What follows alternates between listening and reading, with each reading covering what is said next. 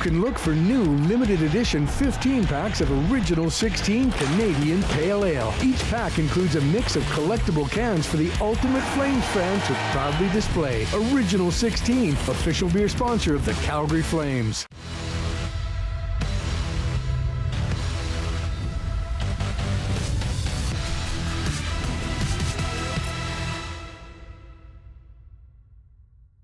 Hi everybody, welcome inside the Flames TV live post-game show brought to you by Original 16 Canadian Pale Ale on a night where the Flames drop a 3-0 decision to the Minnesota Wild.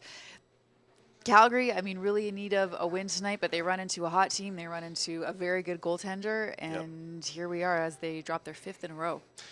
Yeah, clearly, I mean, Daryl Sutter's been saying it for a couple of days now. They're all must-wins. But obviously, you look at what happened on the out-of-town scoreboard. This one hurts a little bit more tonight too. But as it relates to the game, not the best effort that we've seen from the Flames over the past week. The desperation wasn't quite where it needed to be. The urgency wasn't where it needed to be. And full marks to the Minnesota Wild too, because that's a team that's really turned it on of late. Made some big moves in and around the trade deadline. They still have some key guys injured too. So what they've been able to do over this last week, I think they're now 8-1 in their last 9 games. It's impressive. And, I kind of go back to, it's been a couple of weeks now, but February 24th, watched a game between them and the Toronto Maple Leafs who were just in town here at the Saddle Dome, and they did the same thing. They suffocate you. They make it look very difficult for the other team. They turn a dynamic offense into an ordinary one, kind of hearkening back to the Jacques Lemaire days in the early 2000s. But this was a team that possessed the puck tonight. They were very connected. They moved it well, and really, despite the fact that the Flames did have a bit of a push in the back half of that third period, it never really felt like the Minnesota Wild were in trouble. And that's the sign of a team that's in control of themselves, and they were fully deserving of the victory tonight. Yep, absolutely. Suffocating is a very good word to use. Let's show you what went down. Let's show you some of the highlights from this game. Got off to a good start. Calgary came out. The pace was pretty good by both sides, but with 5 minutes to go in the first frame, it was Minnesota getting kind of a lucky one here. Yeah, a little bit, and you know what? This is kind of what we're talking about. Lots of small area passes, give and goes at the blue line. You kind of get the defense running around a little bit. You see John Klingberg involved. He's making his Wild debut tonight. At first, we thought it was Marcus Johansson who got the tip. He actually did. The old double deflection. It goes to Eriksson Ek in the end, but I think as the show goes on, we're going to talk a lot about Marcus Johansson because one of those new acquisitions for the Wild, in my opinion, best player on the ice tonight. All right, let's I believe this is the third period now where the Flames looking for that equalizer. They didn't get it. Instead, it was Marcus Foligno making it 2-0 for the Wild. We were sitting here thinking that this was kind of the play you'd expect if you were going to beat Jacob Markstrom again tonight. Yeah, like, he was another so good lucky, weird one there. Absolutely. I mean, how often do you see the off the top of the net and comes down, Foligno gets a piece of it? I mean, again, this is about puck possession and puck movement, and the Wild did a good job of getting the Flames sort of disconnected, discombobulated, and those net front battles, that proved to be difficult for the Flames tonight. Yeah, and that was with 6 minutes to go, and then with 3 minutes to go, there was the icing on the cake for Minnesota. Matt Boldy sniping to make it 3-0 for the visitors. And you see Marcus Johansson there again, kind of getting things started.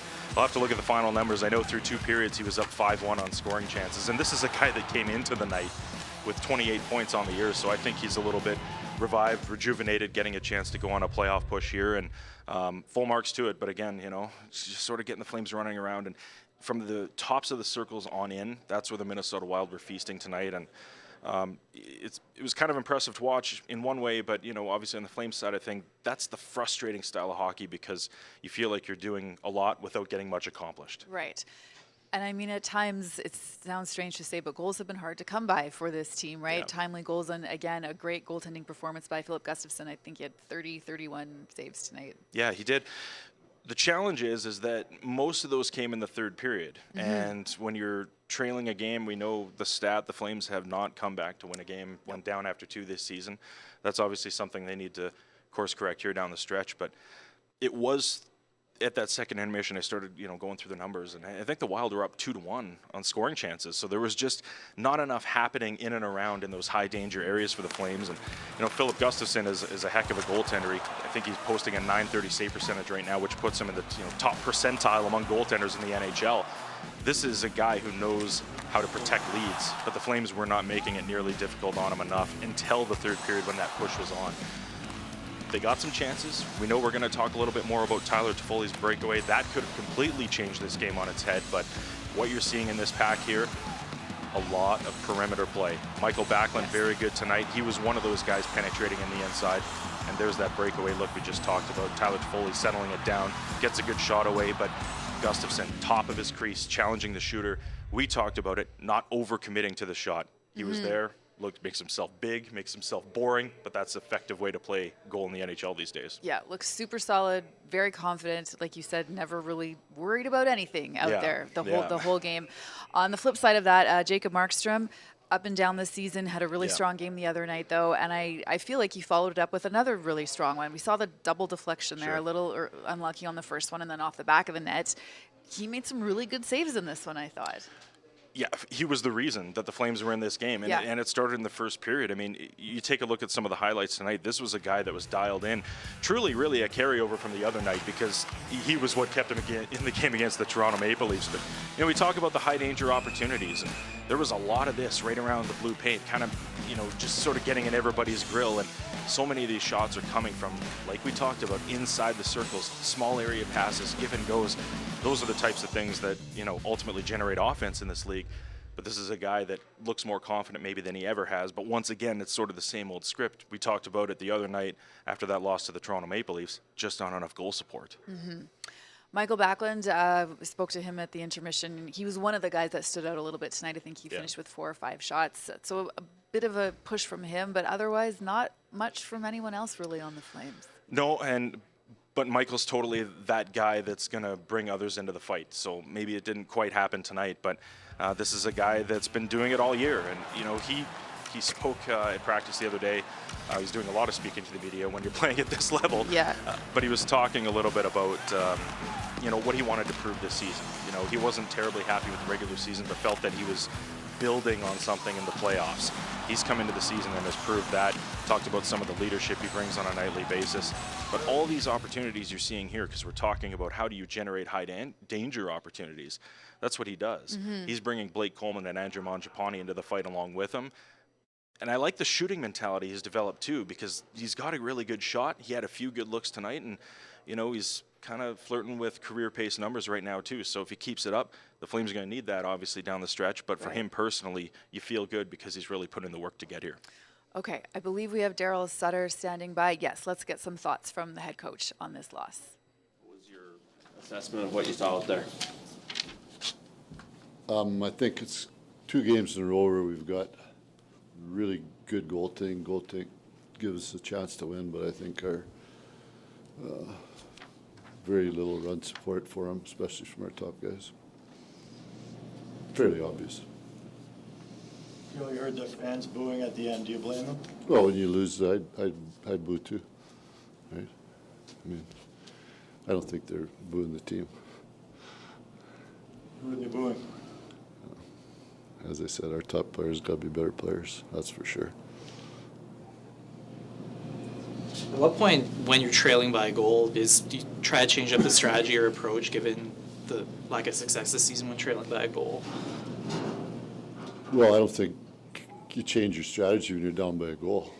I think that's, as I said, there's guys that aren't pulling their weight in terms of on the ice for too many goals against. And we had 13 guys after 2 periods that didn't have one or less shot on goal. We're counting on some guys, right? It's not like we have a battleship of big weapons, right? You need production. So how much of that maybe is mental or compete level versus physical? Yeah, I think both. I think you got to be able to fight through. It's when you say that about down a goal, that's when you got to be able to fight through a little bit of adversity or obstruction or that sort of thing on the ice, and it's obvious when you do and when you don't.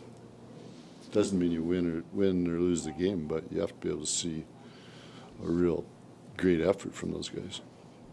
Do you think it's fair to say that the majority of these last 5 games that you've lost, the team's played actually pretty good? Yeah, I think, I think, Eric, we haven't played as well since the Boston game, I don't think. I think if you look at the whole game part of it, I mean, their Toronto game was, 1-1 going in the third?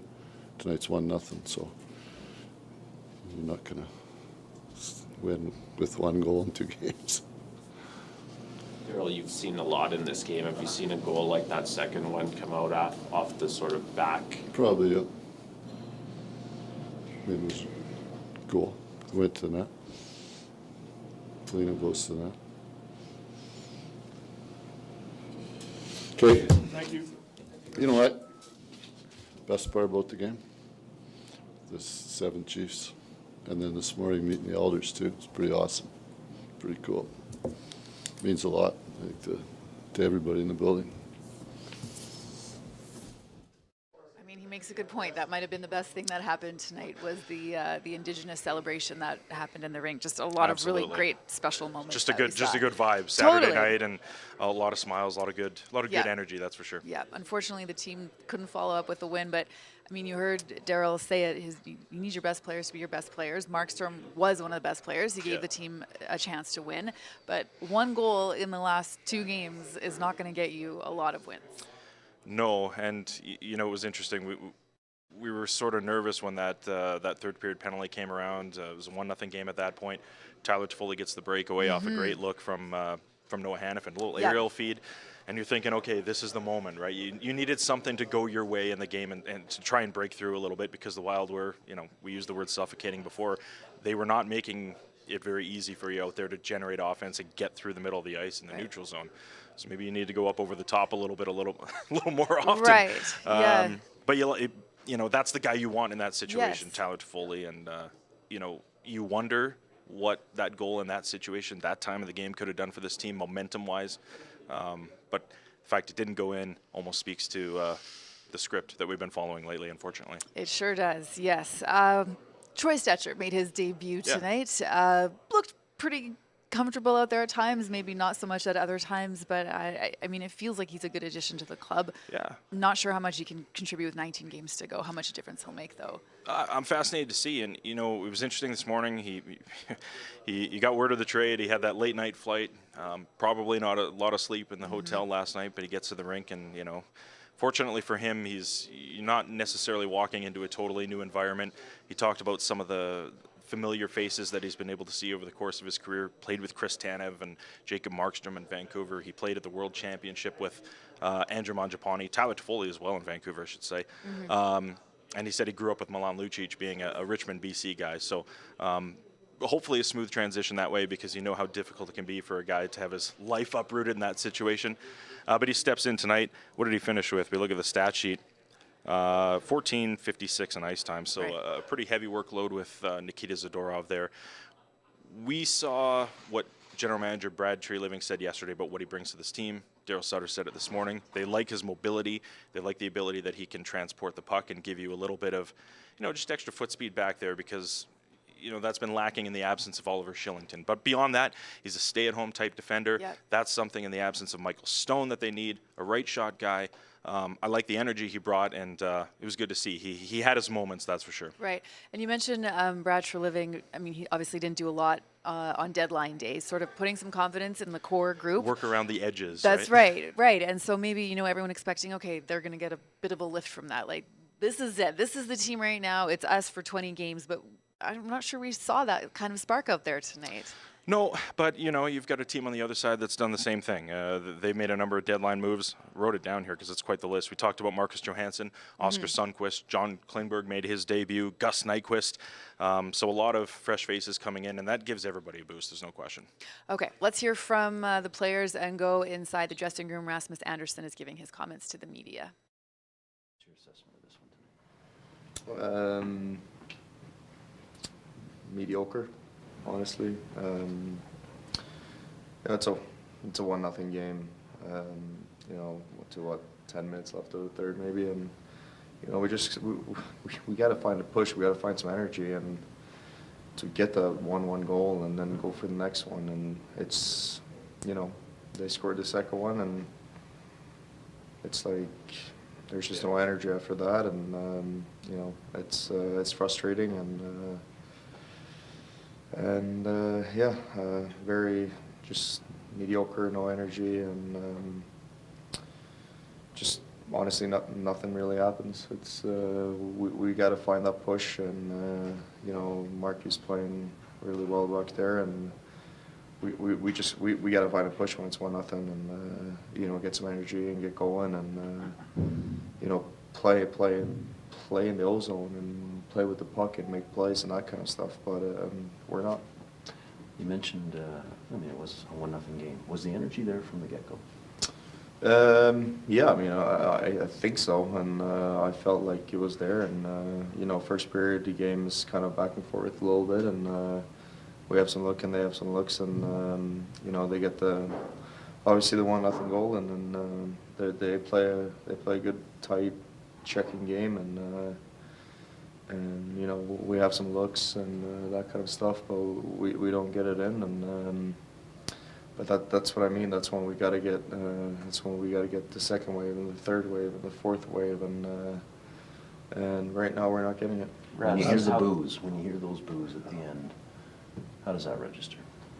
I mean, you know, you understand it. It's a passionate fan base, and it's obviously it's tough for us, and but you know, you understand that we haven't been very good lately, and you know, if that's how they feel, you know, it's everyone in this team just gotta look ourselves in the mirror. From, you know, it's all 23 players, so us gotta look ourselves in the mirror. We can't go blaming anyone else, and you know, I gotta be better. You know, everyone's gotta be better, and you can't look around. You just gotta look at yourself, and we're at that point right now when you really need to look yourself in the mirror, and you gotta find your game more good at, and contribute more to the team. And it's not on one player; it's on 23 guys. Raz, that lack of push that you're talking about, with the urgency that should come with where you are in the standings right now, how do you explain the fact that push seems to be missing?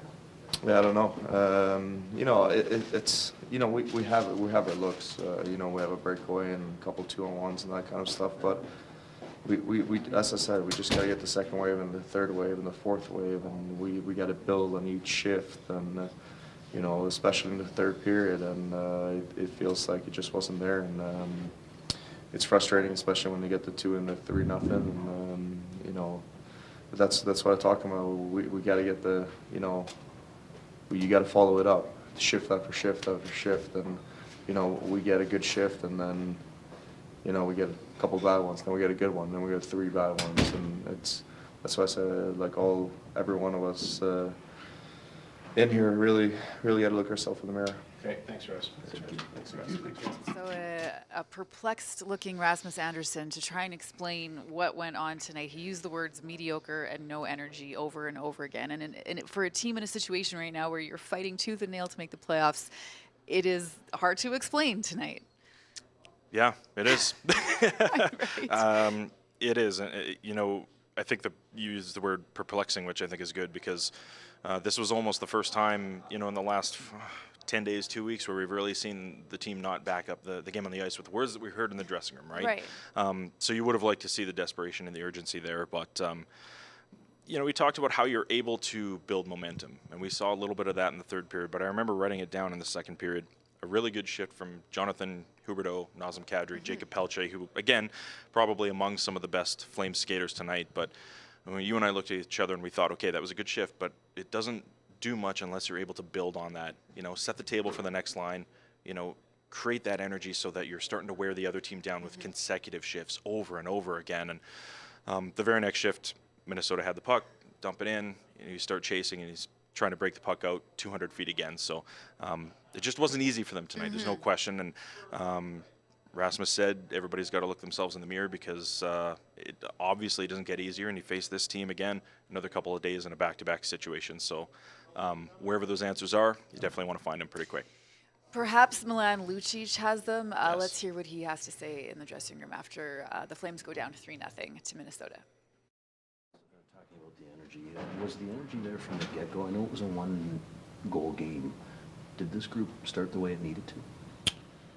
I don't know. I think Raz probably said the same thing. It was kind of flat on our end from start to finish. So, you know, at this point of year, especially, should be excited and have a lot of energy to play every single night. So that's on us as individuals, and that's on us as a team as players it's a big part of our preparation. So, you know,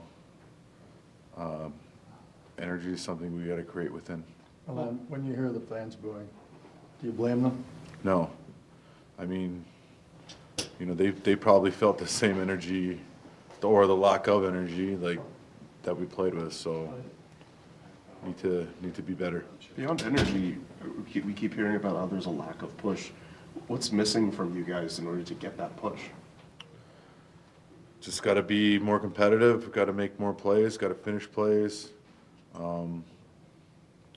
Yeah, just we need everyone playing their game at the level they can, which we haven't had all year. We haven't had, you know, all year where all 4 lines and all 60 and goaltending has been going at the same time, and that's something that's a part of our identity to have success. And like I said, it just starts with that, and got to make things happen. Have you thought about why it's taken this long for all of those pieces to show up in a single game this season? I mean, of course I thought about it, just like the rest of us, but running out of time to think and wonder why. So, you know, time to think about it tonight, think about it tomorrow, and get ready for a big 2-game road trip coming up. During a game like this, when you notice that your team is feeling flat, how does the individual player help generate some energy or momentum for their club? I mean, everyone's skill set is different, right? So, what do you do well that can help create momentum, and what can, you know, get things going in a positive direction? So, it's about, like I said, playing to the best of your skill set. Okay, thanks so much. Thank you. Thanks, Mark.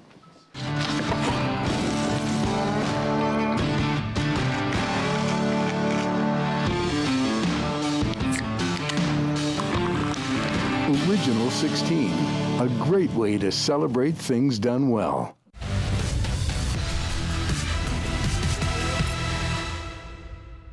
Okay, so the Flames head off now on a 2-game road trip to Dallas and then Minnesota again. What do we need to see from this team here on these next 2 games? You just heard it there from the players, energy, and you have to find it quick. It looks like tomorrow's going to just be a travel day, so no practice to get the feet going again. You're rolling into a couple of really tough buildings. American Airlines Center, Dallas Stars, they've found their way at the top of the Central Division this year, and now Minnesota's hot on their tail as well, and their fans are always going. So in terms of environments, it shouldn't be too difficult to get up for those, but you take a look at the standings now. I think the Flames are 7 points out of a playoff spot, 8 if you factor in the tiebreaker scenarios. There's no 2 ways around it. You have to come up with 2 wins, and you have to find that energy and get back to the game that we saw the past 2 nights on this homestand, because there were good things to build off of, but tonight you got to throw that away. For sure. Okay, there's still a chance, but yeah, we need to see a much better team. We need to see a lot more goals out of this team. Hopefully they continue to get good goaltending from Jacob Markstrom, but that'll be it for us tonight. The Flames are off on a 2-game homestand now. Thanks for joining us. Have a great night, everyone, and we will see you back here later next week. Choose the right